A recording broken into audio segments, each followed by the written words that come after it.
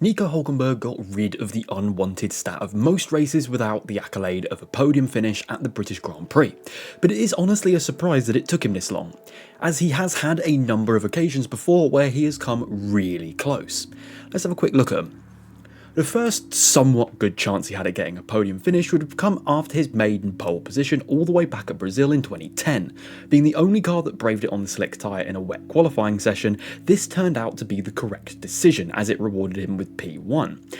But seeing as though the next day's race was in the dry, there wasn't really anything he could do to prevent faster cars from coming past. He'd finish in 8th. The next race where he got way closer to a podium was the 2012 Belgian Grand Prix, this coming as a direct result of both a bunch of frontrunners being taken out at turn 1 and the straight line speed of the Force India at the time. He'd finish in 4th. I know I have to talk about it, so I will.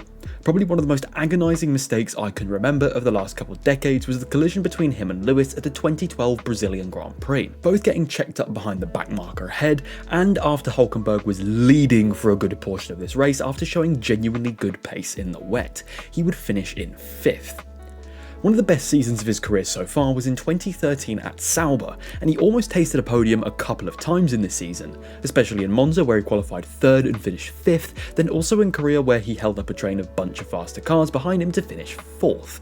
Although in the case of Monza he was only 4 seconds behind the eventual P3 finisher Mark Webber. He'd come close to podiums on 4 occasions in his Renault stint. The first was at Baku in 2017. Even though he was in P6 at the time of his DNF, cars ahead of him were still yet to either box again or serve penalties, looking at drivers like Lewis and Seb. Then he likely would have gotten past Magnussen also, but he smacked the inside wall just before the castle section. At Singapore, he'd be running in the top 5 after the first lap crash, but his car ran out of air. So another DNF, go figure. At Baku in 2018, the Renaults had a massive turn of pace, overtaking the Red Bulls on the first few laps, but he would again smack the wall at turn 4. At his home race in Germany in 2019, he'd slide off the track onto the drag racing strip and aquaplane into the wall, after running in 2nd just before his off, although this was down to front runners making mistakes rather than outright pace.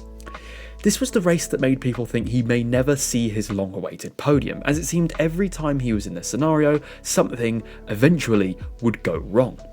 But at the 2025 British Grand Prix, in the massively unfancied Sauber after qualifying in 19th place, he would get his moment, and out of any of these entries here, it ironically was probably the most unlikely, but that's the way motorsport goes at times.